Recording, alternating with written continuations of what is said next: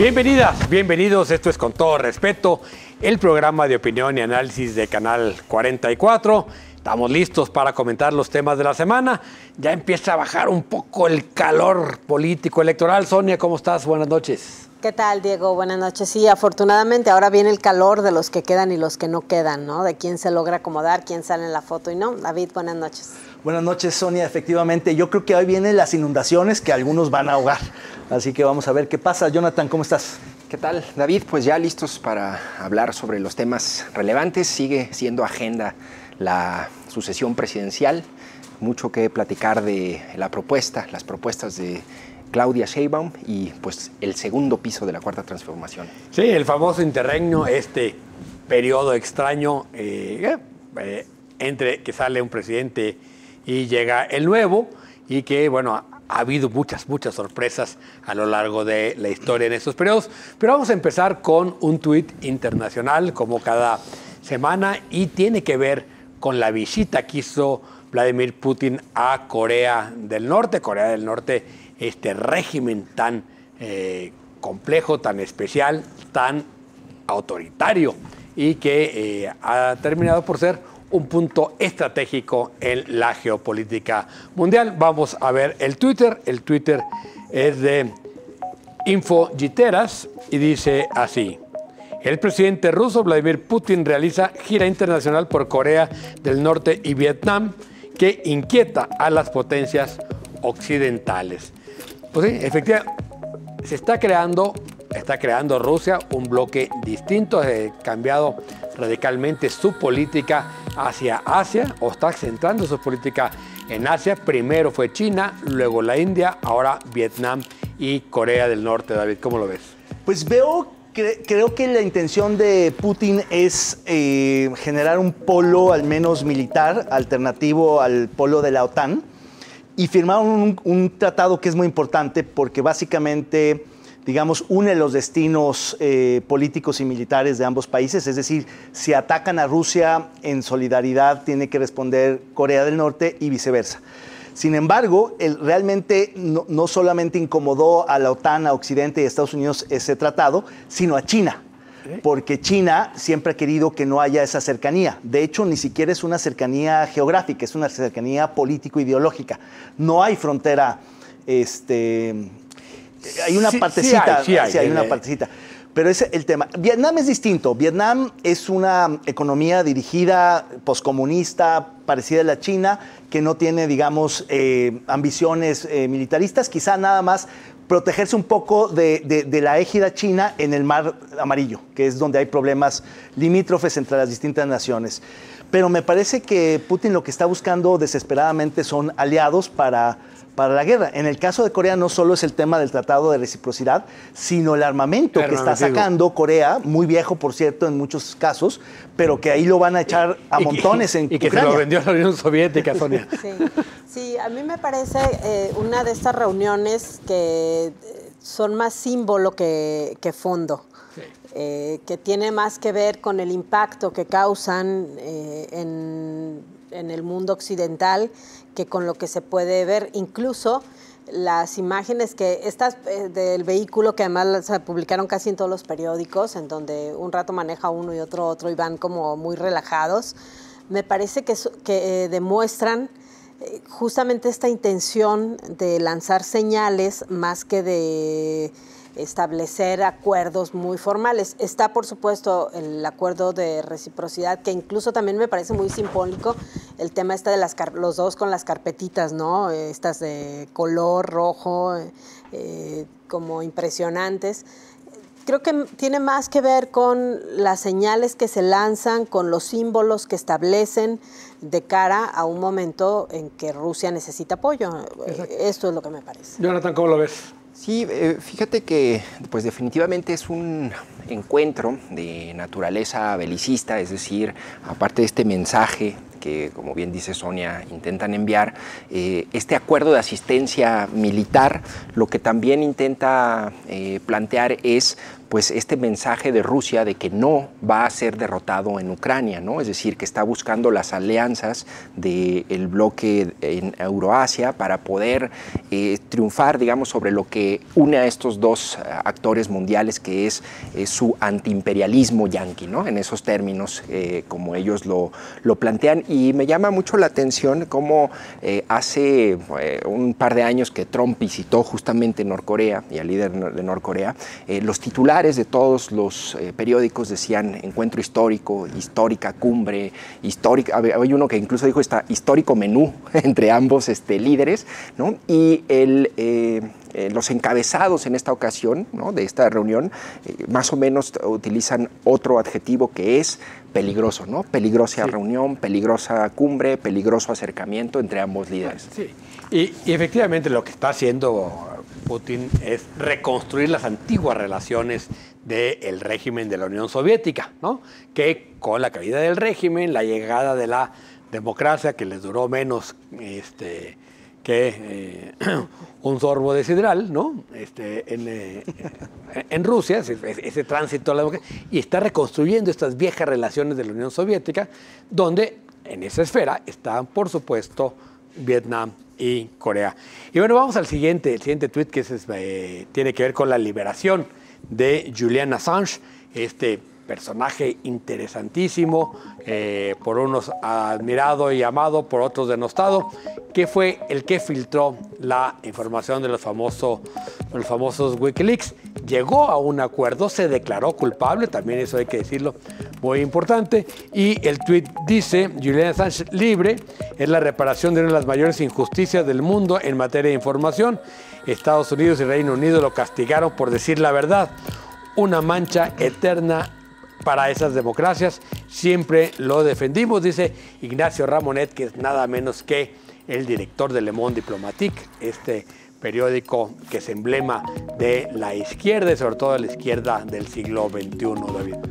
Pues sí, la verdad es que había sido una novela muy, muy larga. Parecía que no iba a tener final. Algunos decían que iba a morir en ese exilio forzado, autoimpuesto, sin libertad, pero sin entregarse. Y al final creo que pues se dieron un poco las partes. Hay cosas que varios de los analistas enterados dicen que todavía no se conocen, precisamente los términos de negociación para él asumirse culpable y de alguna manera darle pauta a los británicos y americanos para darle este perdón. Pero bueno, yo creo que es una buena noticia finalmente para el periodismo, para la libertad de prensa, para la verdad de todo lo que él dijo, que es un incómodo de Occidente. Y esto justamente demuestra que así como también hay represión a este tipo de personajes o de acciones en Oriente, en países como ya decíamos Rusia o China, pues también ocurren en las democracias occidentales, donde puede haber represalias tan nefastas como esta. Bueno, es que finalmente lo que hizo en términos técnicos es un delito y por eso lo están obligando a declararse culpable, aunque luego no lo persigan, Sonia. Sí, a ver, me parece que... y lo publicaba Wikileaks, ¿no? En los tweets que ha publicado acerca del acuerdo al que se llega con las autoridades de Estados Unidos, estas negociaciones que son tan habituales en el Poder Judicial y que me parece que era una bomba de tiempo que ya se volvió hasta innecesaria para el gobierno de Biden, ¿no? Ante las presiones que había desde muchos sectores, no la de Andrés Manuel López Obrador, que esa no creo que la tenga. ¿No crees que fue una carta de López Obrador? No creo que esa la tenga tan preocupado. A mí me parece, la verdad, algo súper importante, porque yo creo que la información que en su momento dio a conocer Wikileaks fue muy importante para conocer sobre todo temas de violaciones a derechos humanos por parte de Estados Unidos y también situaciones irregulares en algunos conflictos armados como el de Irak y como el de Afganistán. Me parece que en este sentido la posibilidad de que se transparentara, de que se conociera esa información fue extraordinaria y que esa es la labor periodística que se tiene que perseguir. La forma en que se consiguió, yo creo que pues sí puede ser parte de lo que a Estados Unidos le parecía que se tipificaba como un delito. A mí me parece que cuando la información se obtiene o cuando alguien pues decide entregarla, y con este sentido tiene que estar... Pero entonces habría que aplaudir también Guacamaya Leaks. El presidente, yo no lo he visto aplaudir nada de esos. Tendría que ser. A mí me, Claro, a mí me parece. Yo la verdad, yo como alguna vez le escuché decir a una querida reportera, yo lo único que tengo en contra de las filtraciones de información es que no me las filtren a mí. Nada más. Además, hay que considerar que, bueno, hay una diferencia con Guacamaya Leaks. Guacamaya Leaks fue una cantidad de información que todos los medios reprodujeron literal, sin verificar, y este trabajo de Wikileaks fue un trabajo de verificación de medios globales que se aplicó el método periodístico para establecer si era verdad y hasta qué punto. Yo creo que ahí sí hay un debate ético sobre si realmente es un delito, o ese delito del que lo acusa Estados Unidos, ¿no?, está por encima de los mismos delitos que cometió el propio Estado, es decir, asesinatos de civiles, manipulación de líderes políticos, tortura, es decir, no creo que sea, digamos, un suficiente plantear que cometió un delito para haberlo mantenido durante tantos años en cautivo. Ahora, yo pensaba un poco, intentaba hacer una especie de símil, ¿no?, de la importancia y la relevancia de lo que hizo Assange. A mí me parece que pues, yo sí creo que es un adalid de la libertad de prensa, es un hombre que sentó un precedente, ¿no?, en la manera de exponer sobre todo de estas supuestas democracias impuras como la de Estados Unidos. Sí, que agregar a esa virtud que es la de haber asumido la responsabilidad por su equipo. Nunca escondió la cara. Fui yo y lo hice por esto, ¿no? Y además el equipo quedó a salvo, el equipo de Wikileaks quedó a salvo. Claro. Y sabes, yo pensaba muy brevemente, en estos días leí nuevamente, no sé si se acuerdan, ese reportaje, gran reportaje de Alejandra Chanik, una colega, sobre la corrupción para construir un Walmart ahí junto a las pirámides de Teotihuacán, ¿no? Y cómo... Que le dio el Pulitzer, es la única Pulitzer en el país. Y cómo eso también reveló que Walmart tenía en Brasil y en México todo un sistema de sobornos, ¿no?, de las autoridades para poder construir en zonas prohibidas Walmart y literal acabar en los pequeños barrios, con las abarroteras, con las tienditas.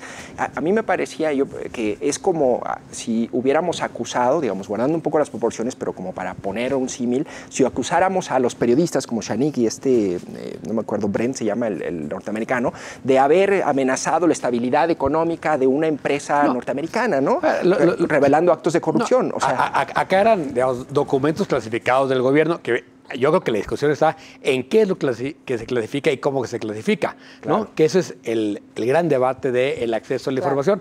Una buenísima noticia, sin duda, la liberación de Assange. Y hay que ir a ese debate subsiguiente, que es a qué tienen derecho los gobiernos a reservar y qué no, y más en un país donde estamos amenazando seriamente el acceso a la información. Queda claro que en países tan aparentemente democráticos como Estados Unidos o el Reino Unido tampoco se salvan de estos abusos de poder y de estos abusos de ocultamiento de información. Pero bueno, Assange está libre, vamos a ver en qué términos, cómo fue el acuerdo con las dos justicias. Por lo pronto vamos a un corte, regresamos, no le cambie, está usted Con Todo Respeto.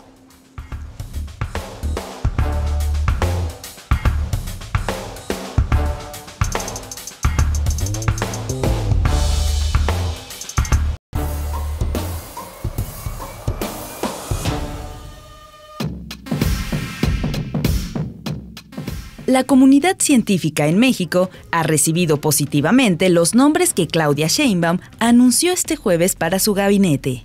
También han saludado la creación de la Secretaría de Ciencia, Humanidades, Tecnología e Innovación, que eleva de rango al antiguo Consejo Nacional de Humanidades, Ciencias y Tecnologías, CONACYT. También se comprometió a que a partir del 1 de octubre buscará consolidar la transferencia de la Guardia Nacional al Ejército, al participar en la inauguración de un cuartel de la Guardia en Oaxaca. Bueno, así es, empieza más o menos a bosquejar lo que será su gobierno, Claudia Sheinbaum, algunos anuncios junto con la presentación de la primera parte de lo que sería su gabinete, de la creación de la Secretaría de la Ciencia, ya incluso con una titular pues prenombrada. Y por otra parte, pues este anuncio que es el que ha causado más polémica, sin duda alguna, que es la confirmación de que ella también buscará que la Guardia Nacional forme parte de la Secretaría de la Defensa Nacional. Diego, bueno, pues sin duda temas que empiezan a generar polémica y hablarnos de lo que podría ser la administración de Claudia Sheinbaum. Sí, a ver, efectivamente, yo creo que fue muy bien recibido el tema de llevar a Secretaría, elevar a Secretaría lo que es el Consejo Nacional de Ciencia y Tecnología, pero habría que decir, no hay que ser tan optimistas, simplemente elevarlo de rango. Hemos visto como, por ejemplo, voy a poner un caso muy localito, pero la Comisión Estatal del Agua no se hizo nada mejor haciéndolo Secretaría. El Instituto Jalisciense de la Mujer. De la Mujer haciéndolo Secretaría. Es decir, si no hay, junto con ese elevar el rango, un presupuesto distinto y una política distinta, la verdad es que me parece que no hay, es simplemente un gesto de decir a mí sí me importa la ciencia. Muy preocupante me parece, por el contrario, el tema de dejar la Guardia Nacional en el Ejército. Claudia nos presumió el modelo Ciudad de México durante los debates, uno tras uno, ¿no? Siempre era hablar del modelo Ciudad de México y eso es lo que nos ofreció en campaña.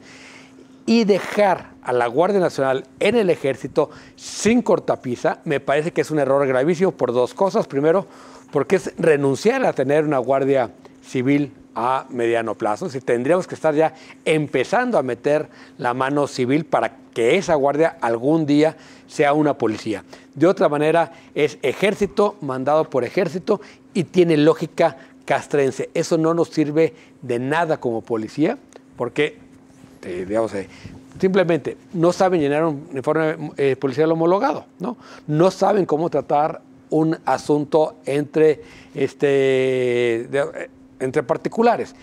Tienen lógica castrense, entonces lo que hacen es estar rehuyendo el conflicto porque saben que donde hay conflicto hay muertos, porque es lo que saben hacer. Y la segunda, porque en términos de derechos humanos me parece que va a ser un desastre lo que salga ahí.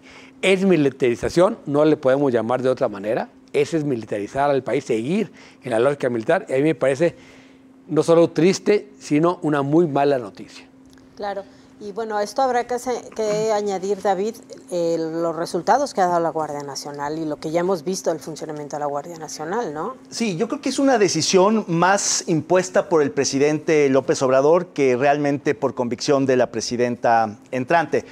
Sin embargo, a mí también me decepcionó mucho porque yo pensé que teniendo como reserva, como prácticamente un hecho a García Harfuch en la Secretaría de Seguridad Pública, iba a poder aguantar esa decisión sabiendo que quien era su hombre de confianza, quien ayudó a abatir los delitos en la Ciudad de México, quien le ayudó a modelar la manera de combatir la delincuencia en la capital, pues iba a poder un poco tratar de reconformar la Guardia y desmilitarizarla para volverla civil. La decisión anuncia todo lo contrario y la confirmación de la cancelación del carácter civil. Ahora bien, yo estoy un poco en desacuerdo en cuanto a lo del CONACYT. Yo más bien dicho estoy muy esperanzado porque sí veo razones para pensar que puede ser muy diferente el modelo CONACYT. Uno, la titular, Rosaura Ruiz, me parece que tiene mucho perfil, no como la actual directora del CONACYT, que en realidad siempre supimos que iba a ser un desastre, solamente lo confirmó. Rosaura creo que ha sido una buena funcionaria en educación, tiene un buen entendimiento de la ciencia. Creo que elevarla a rango con lo que han dicho algunos cercanos en el sentido de que habrá más presupuesto, recuperarán las becas, volverán a apostar a los consejos de científicos, van a olvidarse de la persecución a varios investigadores y demás. Creo que va a ser importante porque hay que recuperar buena parte del rezago, porque efectivamente este sexenio se perdió en términos pero eso sería igual siendo secretaría que consejo. No, porque estaría en el gabinete, haga, ¿no? Claro, o sea, sí y no. Puede no funcionar, pero creo que hay indicios para que sí funcione más allá de un consejo, sino como una secretaría que de manera, digamos, en el mismo rango pueda discutir con la Secretaría de Educación Pública, con Economía, y tratar de desarrollar realmente una política científica para el país que muchísima falta nos hace si vamos a pensar en el nearshoring y en el desarrollo y otras cosas. No es solamente un administrador de fondos y becas, sino realmente una instancia de política científica y de investigación para México, creo. Jonathan. Bueno, sobre el tema de la Guardia, la verdad es que a mí me sorprende un poco que nos sorprenda la postura de Claudia, porque prácticamente eso es lo que ella viene diciendo desde hace un año, que suscribía la propuesta de Andrés Manuel de adscribir la Guardia Nacional a la Secretaría de la Defensa Nacional, y no solo eso, pues habrá que entonces esperar también otras 17 propuestas similares, que son las reformas constitucionales del presidente, porque prácticamente ha suscrito todas y ha dicho que se va a sumar en ese sentido. Ahora, yo creo también que ya esta adscripción que dice Claudia que va a impulsar ya a través del Congreso es incluso ya de una cuestión casi administrativa, porque en la práctica, ¿no? Operativamente, de facto ya está, de facto ya está, ¿no? la Guardia Nacional. Y lo que va a hacer es volverlo a meter para... Y ahí, digo, pues, fuera como de esta especie como de déjà vu, ¿no? De volver a discutir lo mismo que ya propuso AMLO, con lo mismo que ya le criticaron, ¿no?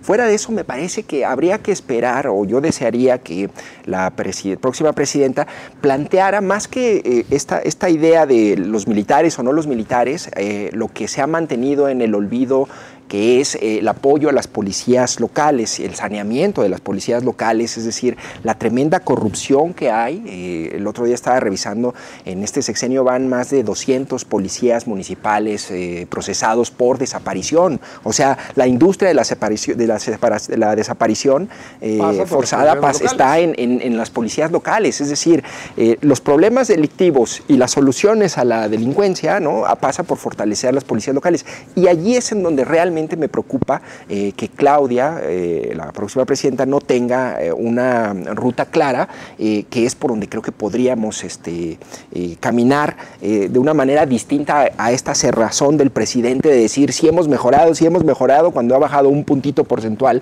los homicidios, y en realidad la cosa sigue igual que cuando llegó, ¿no? Esa es más o menos mi impresión. Que además en esta parte, Jonathan, con respecto a lo que no tendría que sorprendernos, ella ha sido muy enfática desde la campaña con respecto al plan C, ¿no? Que era, sí, claro.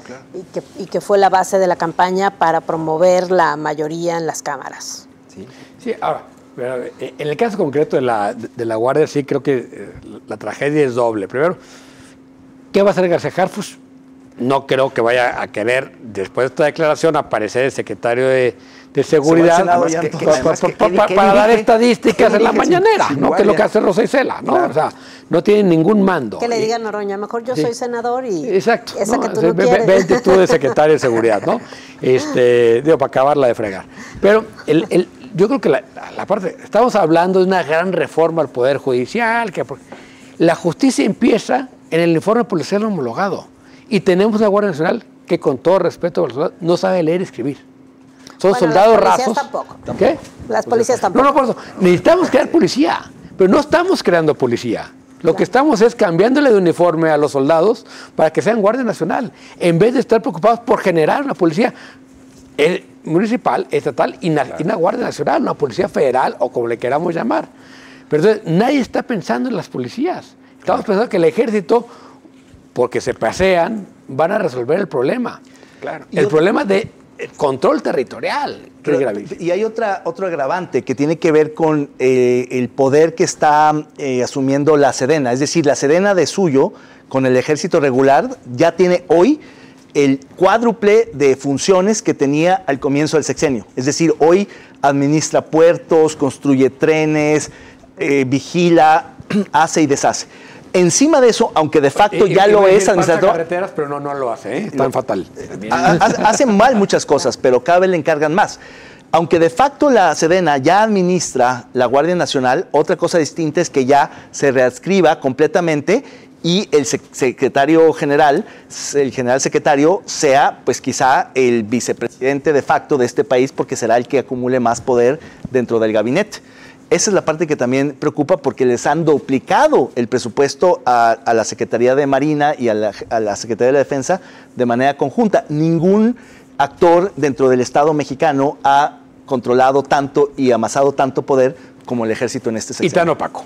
Y tan opaco, Pero por tenemos discrecional y todo. A lo que sigue, tenemos ya listo el cartón. Vamos a verlo.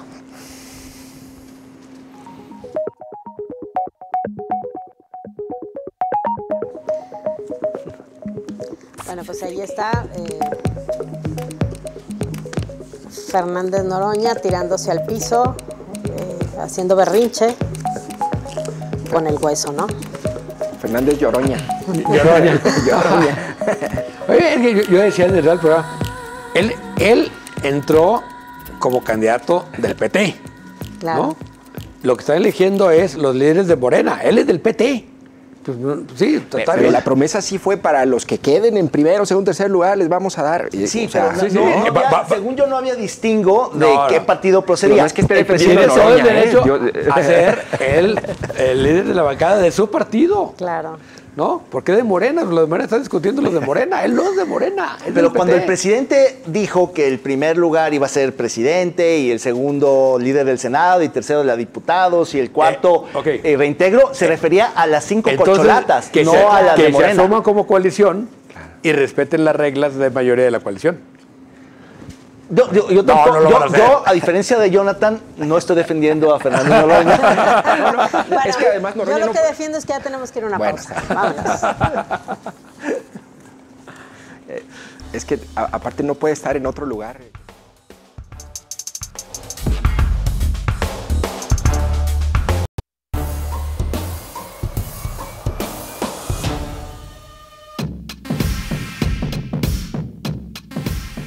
Mientras el gobernador Enrique Alfaro Ramírez anda de vacaciones, en el equipo de transición ya comienzan a filtrar los nombres de quienes podrían integrar el gabinete de Pablo Lemus. Sin embargo, todo ha sido llamarada de petate, pues el propio gobernador electo ha tenido que desmentir las portadas de los periódicos. Mientras tanto, el gobierno del estado envió un boletín dominical para advertir que la actual administración dejará finanzas sanas para el próximo gobernador. Sin embargo, hay contratación de la deuda y los compromisos que tendrá el nuevo inquilino de Casa Jalisco, como la línea 5 y verificación gratuita, ¿serán sin dinero propio? Y bueno, efectivamente hay una gran especulación sobre quiénes podrían ser los secretarios. Lo que se apareció concretamente en la portada del periódico Mural parecía tener una fuente muy clara, que son los actuales secretarios. Muchos de ellos repetían, ¿no? Decir, ¿cómo nos Yo vamos a casi te acomodar? podría decir ¿no? con quién fue a Sí. comer el que Sí. hizo la nota.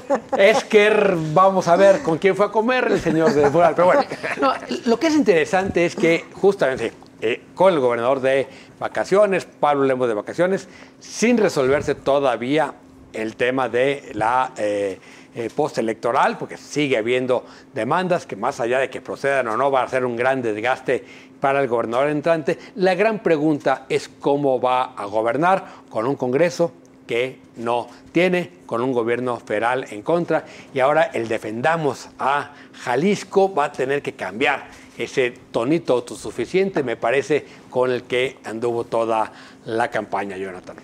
Pues sí, a ver, es interesante, ¿no?, ver cómo va a resolver Pablo Lemus la designación de su gabinete, los hombres que lo van a acompañar, es decir, qué tanto va a brevar de lo que ahora yo renombraré como el Grupito Jalisco, ¿no? Ya no es el Grupo Jalisco de MC, ¿no? De cuántos alfaristas va a alinear, ¿no? Qué tanto va a darle juego también a los intereses de Dante Delgado a nivel nacional. Hay un rompimiento. Creo que este panorama que describes, Diego, se suma el rompimiento entre MC Nacional, Dante Delgado, y el alfarismo aquí a nivel local, ¿no? Es decir, llega, a diferencia de Alfaro en 2018, que fue un candidato que ganó por 15 puntos, ¿no? Lemus gana por 4 o 5 puntos, creo, ¿no? Con un proceso de impugnación de la elección, sigue allí en curso en tribunales. Yo creo que no va a rendir frutos, es decir, el caudal de pruebas será insuficiente, en mi opinión, para poder impugnar o repetir la elección, pero bueno, la semana pasada le mete un poco ahí de temperatura política el presidente también, al pedir el recuento voto por voto. Con una pregunta sembrada. Sí, claro, digamos, de estos youtubers de la 4T que le hacen más o menos ahí el trabajo al presidente, ¿no? Entonces me parece que es interesante, ¿no? Es un gobernador muy sonriente, pero que llega literal a un mandato con muchos frentes abiertos, con muchos flancos que en otro momento el propio Alfaro, yo creo que el propio otros exgobernadores no tuvieron, ¿no? Sí, quizás el más débil que haya llegado, Sonia, en ese sentido. Yo no sé si llamarlo debilidad. A mí lo que me ha llamado la atención, no nada más en esta ocasión, sino en los encargos que ha tenido antes, Lemus, es que tiene más capacidad de diálogo. Luego impone y termina siendo igual que cualquier gobernante, pero me parece que su capacidad de diálogo le ayuda a resolver algunas de estas debilidades que podría tener por la falta de apoyo. En cuanto al seguimiento, yo también creo que habría que revisar cómo se ha comportado en la integración de sus equipos. Si bien es cierto, en la campaña sí sumó a gente muy cercana al gobernador, y está el caso de Esquer, que lo estuvo acompañando. Yo creo que los de la transición los pone el gobernador. Yo no creo que haya sido una decisión de Pablo Lemus. A mí me parece que después, porque él anuncia que va a dar a conocer al encargado de la transición en la tarde, antes de eso se reúne con el gobernador, habla en singular, y se reúne con el gobernador, luego no hay anuncio, y hasta el día siguiente, en plural, se anuncian a quienes llevan la transición. Me parece, no sé si imposición o petición del gobernador, pero me parece que son dos perfiles ligados al gobernador que no tienen nada que ver con el equipo, y yo además no creo que sean de la confianza de Lemus integralmente. Y por lo demás, si vemos cómo ha integrado sus equipos, todos sus equipos han sido de él. Y ha tenido problemas muy serios. De hecho, eso estuvo a punto de costarle la candidatura cuando los rencores por lo que pasó con el equipo de Ismael del Toro en Guadalajara, claro, se acentuaron de una manera durísima y empezaron a generarle conflictos internos, ¿no? Ahora, la gobernabilidad, ¿cómo ves la gobernabilidad del Estado? Pues yo creo que efectivamente este es un sexenio inédito, porque es la primera vez que un gobernador llega sin una mayoría clara o sin un control del Congreso de inicio. Siempre se perdía a la mitad en las elecciones intermedias. Esta es la primera vez que llega un gobernador con esa, digamos, condición adversa. Yo coincido con Sonia en que más que hablar de debilidad, creo que hay un contexto muy adverso. Ahora bien, eso se relaciona justamente con ese deporte nacional del futurismo para hacer gabinete, que ocurre cada sexenio para gobernador, para presidente, donde todo el mundo especula y tal. Pero en este caso yo creo que además Lemus va a enfrentar una dificultad adicional. Si bien es cierto que llega con más libertad que en otras anteriores elecciones que ganó, porque en la primera de Zapopan, digamos que llegó muy acompañado por Alfaro, el alfarismo. En su reelección creo que ya logró armar mejor su equipo, pero justamente cuando se va a Guadalajara vuelve a perder esos márgenes de libertad, precisamente porque le dejan impuestos muchos cargos. Ahora creo que ya llega con menos compromisos. Sin embargo, hay tres grupos al menos que van a pelear espacios. Uno es el grupo del alfarismo, de los que quieren repetir, porque hay algunos que son buenos, otros simplemente que quieren, otros que van a buscar ser impuestos. Hay otro grupo que es el de los perdedores, que no estaba considerado en el espectro, que son muchos. En edad de merecer. En edad de merecer, que perdieron algunos coparmexos, pero hay otros, incluido el propio añadido en la transición, que no estaba, digamos, habló de en plural, en singular, y acabaron hablando en plural. Y el tercer grupo es el de propio Pablo, que ya ha ido acumulando a varios cuadros en el camino. Entonces, acomodar esos tres grupos en un gabinete que no puede ser mucho más grande de lo que ya es, y que él incluso había como deslizado, creo, la idea de eliminar las famosas coordinaciones, que creo que ya se van a quedar por necesidad más de acomodar que de coordinar. Creo que no la va a tener fácil, porque además, y con eso termino, efectivamente, pensando en la gobernabilidad del Estado, necesita buenos operadores, con un Congreso en contra, con una federación de otro signo y con 2/3 partes de los municipios, incluidos la mitad de los metropolitanos, también de otro color. Oye, entonces necesita buenos secretarios, ¿no?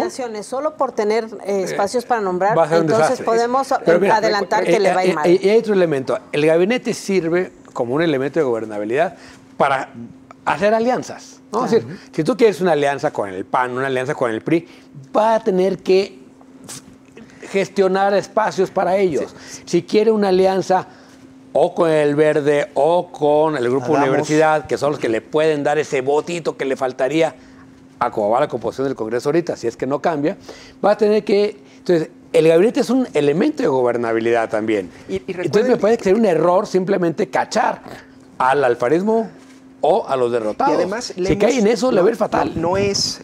hay un antecedente de cuando llega a Guadalajara, no sé si recuerdan, que le imponen más o menos como a una baraja famoso Martínez de funcionarios, entre ellos Martínez Lomelí, y lo que hace Lemus, si recuerdan, es modificar el organigrama y le quita a la Secretaría General atribuciones en materia de inspección y vigilancia y se las da a su Consejería Jurídica, que está encabezada por Rafael Martínez, que es, digamos, su mano derecha, y con esa modificación en el organigrama cumple, ¿no?, dando un espacio para Lalo Lomelí, que no era de su equipo y que no quería, y así a uno de su confianza le entrega un área fundamental. Entonces, ese antecedente te revela que Lemus es un político que pelea por sus espacios y busca la manera en que, a ver, hasta qué punto él va a poder maniobrar, ¿no? Y cuánta tensión le va a generar, ¿no? Es interesante cómo va a resolver políticamente eso Lemus. Sonia. Sí, yo estoy de acuerdo contigo en el sentido de que tenemos que revisar cómo actuó en la integración de sus equipos anteriores. Sí creo que él va a tratar de tener el control. A mí me parece que dejar las coordinaciones, ya vimos, le pasó a Aristóteles y le pasó a Enrique Alfaro, las coordinaciones hacen perder el control del gabinete, porque entonces el jefe de los secretarios tenía coordinaciones, claro. Incluso pierden el piso. Claro. Tuvo la supersecretaría. Sí, exactamente. Que tuvo coordinaciones fue Emilio, que tuvo 2. Lo que haces es perder el control sobre las secretarías. A mí me parece que el jefe directo de los secretarios que ejecutan tiene que ser el gobernador, porque se pierde información. Al ponerle ese piso intermedio, a ver. Claro, o sea, tú escuchas a los secretarios que te dicen, yo nunca opiné en esa decisión. O que acordaron con el gobernador en privado 4 veces en todo el sexenio. Secretarios actuales. Hay de las dos historias. Hay los secretarios que sí se entendieron con su coordinador y hay los que no. Pero depende de eso. Depende de cuál. Pero entonces la comunicación se vuelve... Claro. ¿Para qué pero quieres sí eso? necesita, es decir, más allá, o sea, sí tiene que sacudirse las presiones, ¿no? Y pensar el gabinete en términos de la gobernabilidad del Estado. Y eso implica una reingeniería administrativa. Todos los gobernadores han hecho una reingeniería administrativa. Sí, claro. Allí estará la clave de cómo va a operar su sexenio, ¿no? A ver qué se le ocurre. Bueno. Vamos a un corte, podemos seguir hablando horas de este tema de la grilla local. No le cambie, regresamos.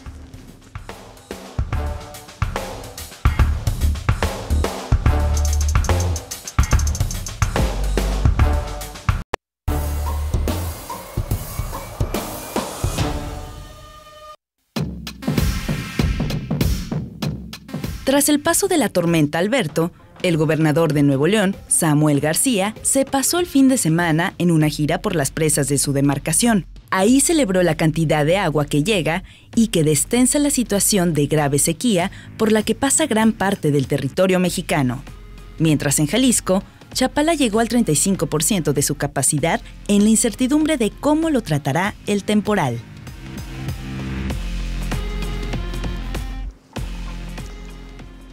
Bueno, así la naturaleza jugándole estas pasadas a las autoridades, a los mandatarios, ya en años anteriores los problemas de sequía tan fuertes en Nuevo León y ahora pues el tema de las inundaciones y la crisis en torno a las presas por encima de la capacidad.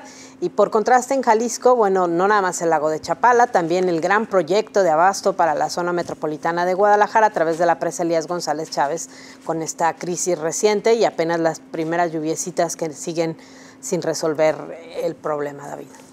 Así es, yo creo que no hay mal que por bien no venga. En el caso de Nuevo León, ciertamente hubo muchos destrozos, muchas afectaciones, incluso algunos heridos y demás, pero creo que al final el problema se resuelve al menos de manera temporal, se llenan las presas y eso les dará un tiempo para poder replantearse la estrategia hídrica. Me contaba un regio que buena parte de la crisis ya la habían previsto en una planeación a largo plazo que habían dado a conocer hace 2 sexenios y que habían dicho que iba a pasar exactamente lo que sucedió. Todos los proyectos que en su momento se plantearon se dejaron en el olvido. A diferencia de Nuevo León, en Jalisco creo que sí se ha pensado en el agua, no con los resultados que anuncian las autoridades, que ha dicho el gobernador, pero por lo menos se ha hecho algo que en el caso de Nuevo León no sucedió. Ahora bien, en el caso de Jalisco creo que el temporal será ligeramente superior a la media de los temporales anteriores, es lo que pronostica el meteorológico, pero por supuesto que estamos en una crisis hídrica que, independientemente de que ya arrancó el temporal y ya hemos visto inundaciones el día de ayer y otros desastres, pues todavía estamos muy lejos de poder, digamos, superar la fase crítica de sequía en la mayoría de los municipios del estado, incluyendo Chapala, que está, pues ya lo vimos, prácticamente seco. Jonathan. Fíjate que yo tengo una preocupación que Cuéntala. les quiero compartir. Aquí estamos para escucharte. Y pues ahora que aprovechando que estoy entre amigos, la voy a expresar con todo respeto, no ¿no? somos tan amigos. No va, colegas, pues. No, fíjate que me llamó mucho la atención que con estas dos par de lluvias que cayeron en la semana en la zona oriente de Guadalajara, no sé si vieron, digamos, fueron repentinas y copiosas, sí, pero fue impresionante cómo llegaron los niveles de agua arrastrando autos, inundando casas. Y yo un poco lo que me pregunto es si el temporal viene así, ¿no? No sé qué dejamos de hacer o qué seguimos haciendo mal, pero las posibilidades de que tengamos eventos catastróficos más graves en esta ocasión por las lluvias en la ciudad me parece que es muy latente con este antecedente, ¿no? El otro tema que también me inquieta es esta cuestión de la sequía. El Observatorio del Agua del ITESO hizo un modelo de predicción, algo así matemático, ¿no? A partir de el agua que había en la presa Calderón, ¿no? Está ahorita al 19% de su capacidad. Si llega al 18% ya no se le puede sacar agua, según ha dicho el gobernador. Es decir, estamos a un 1%. Y según el modelo de... ¿Qué fue lo que pasó en el 21? ¿Qué fue lo que pasó en el 21? Y según este modelo que hizo el Observatorio del Agua, ellos planteaban que para el 8 o 9 de julio, si no había lluvias, se podía acabar el agua en la presa de Calderón, ¿no? Y lo que planteaban también como algo, digamos, como complicado es que no es que llueva ahorita y ya se llene la presa, ¿no? Es decir, eso tarda, eso para octubre. Entonces, bueno, tampoco quiero que le vaya mal a Jalisco, lo aclaro. Qué bueno que lo aclaras. Luego ahí andan regañándolo a uno, ¿no? Pero eso es lo que plantean y me parece que ese es otro escenario preocupante. Imagínate, inundados y sin agua. Sí, es para la paradoja. Lo que salva eso es ya el famoso acueducto nuevo. Claro. A mí me encanta citar aquella frase del ingeniero Forlés Cisles, que tenía aquel programa con Jaime García Elías que se llamaba Entre Bromas y Veras, y que dijo, la solución para el lago de Chapala hay 2 soluciones, una técnica y una milagrosa. La milagrosa es que los políticos y los técnicos se pongan de acuerdo. La técnica es llevar a la Virgen de Zapopan. Porque la verdad es que en temas de agua todo es especulación. Y eso es muy interesante. Claro. Tenemos que generar infraestructura, tener cuidado. Pero nadie, o sea, ahorita tú dijiste, parece que el temporal viene medio para arriba, otros dicen viene de medio para abajo, otros dicen va a ser bueno. Es niña, ya llegó la niña, ya se fue el niño. Nadie sabe. ¿Sí? ¿Dónde quedó la bolita? Un ciclón te llena las presas de Nuevo León, ¿sí? Y no necesariamente lo vamos a tener un buen ciclón o un buen temporal en Jalisco, en la cuenca que nos importa, porque los altos, para que se llenen las presas que construimos en el Río Verde, tiene que llover los altos. Si no llueven los altos, da igual que llueve en Cihuatlán, ¿eh? Claro, pero hay otro lugar donde hay una tormenta y con esto vamos al siguiente tema.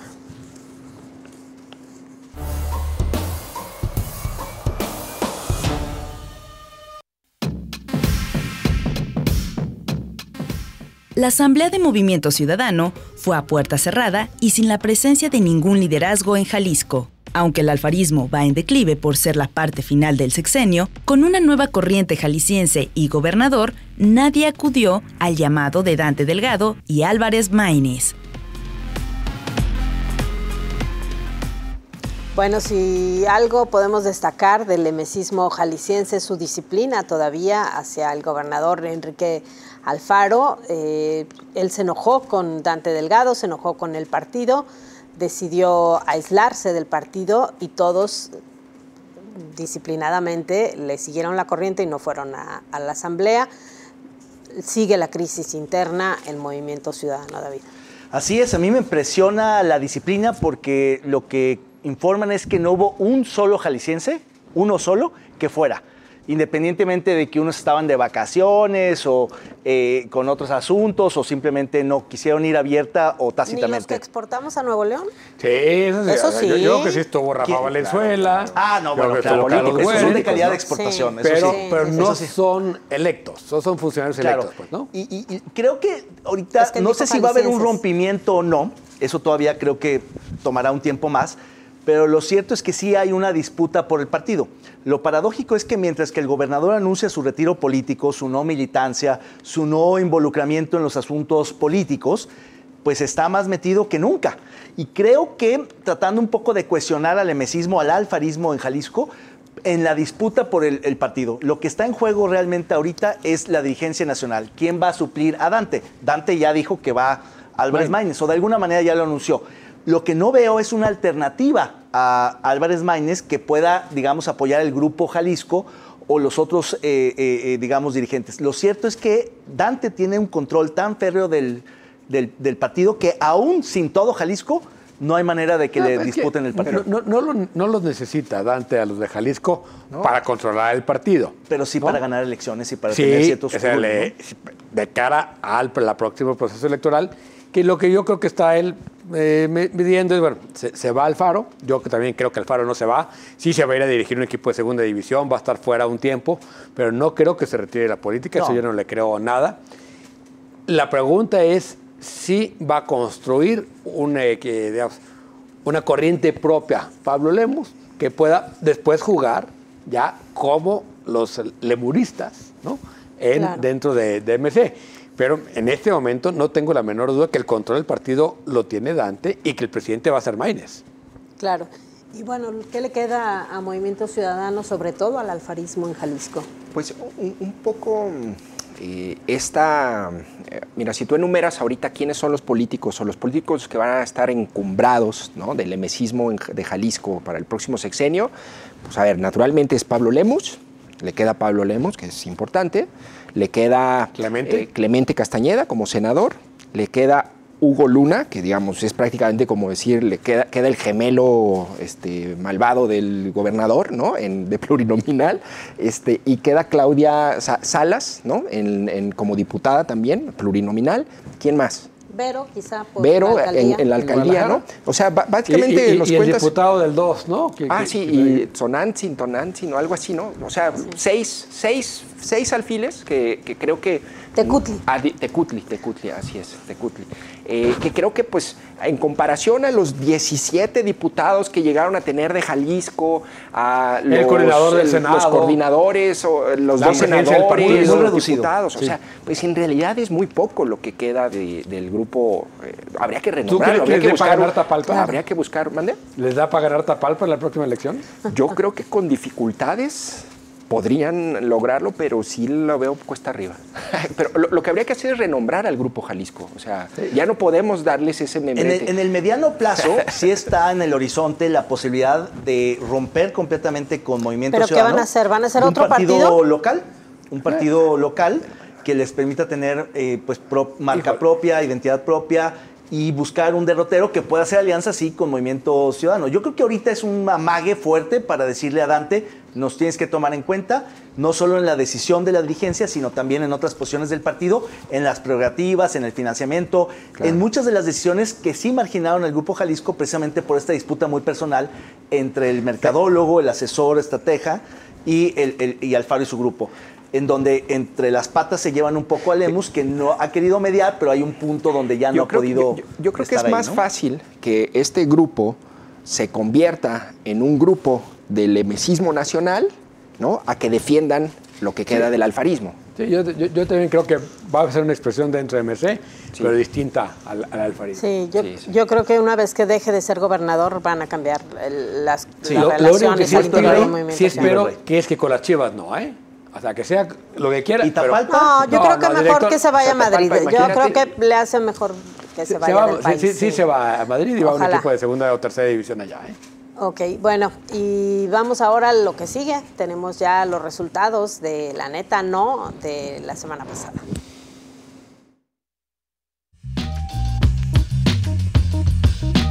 El premio La Neta No a lo más lamentable de la política y el servicio público de esta semana es para Leonardo Lomelí, rector de la UNAM, por publicar el comunicado de la institución descalificando el trabajo de los académicos que analizaron las iniciativas federales. ¡Enhorabuena! ¿Quién ganó, David? Sí, la verdad es que fue un papelón el que jugó en su debut mediático el rector de la UNAM, y me llamó mucho la atención que hoy publicó Rolando Cordera, profesor emérito de Economía de la UNAM, un poco el, digamos, tutor intelectual del rector Lomelí, que publicó una columna en La Jornada durísima en contra de ese tuit, de ese desplegado, no necesariamente en contra del rector, pero obviamente aludiendo a que En contra él de lo esa palomeó. posición tan abyecta. Exacto, diciendo que la UNAM no es eso y que el presidente no tenía razón, que, en fin, muy duro, y creo que la comunidad en general salió a cerrar filas con este grupo de jurídicas y dejaron solo al rector, y creo que fue un buen mensaje para todas las universidades públicas del país. Claro, pero tenemos que ir a las nuevas nominaciones, así que empezamos contigo, Jonathan. ¿Quién podría nominar? A Samuel García, ¿no? Con la adopción esta de su perrito Alberto, ¿no? Qué horror. O sea, Sí. realmente no puedo con ese par de... Buena nominación. No puedo, ¿no? Nominas al perrito. Al perrito Alberto, al perrito. Ya, La neta no. Yo me voy a ir con Claudia Sheinbaum. La verdad es que yo esperaba matices serios en torno a la seguridad del país. Apoyo Diego. la moción, mi candidata también es Claudia Sheinbaum. Pues yo les quiero volver a ganar con la postulación de Fernández Noroña. No, el berrinche no. que ha dado muchísimo de qué hablar. Yo estoy seguro que el auditorio va a... Hasta para pelear el hueso hay que tener dignidad, yo creo. Sí, secretario estoy de de Gobernación, acuerdo. Si hubiera salido en toalla, a lo mejor dices, mira, pues puede que, ¿no? Noroña para Así secretario es. de Gobernación. Sí, Bueno, allá va, ahí allá está. va. Se lo tienen guardada. Gracias por estar con nosotros. Lo esperamos la próxima semana. Buenas noches a todos. Buenas noches.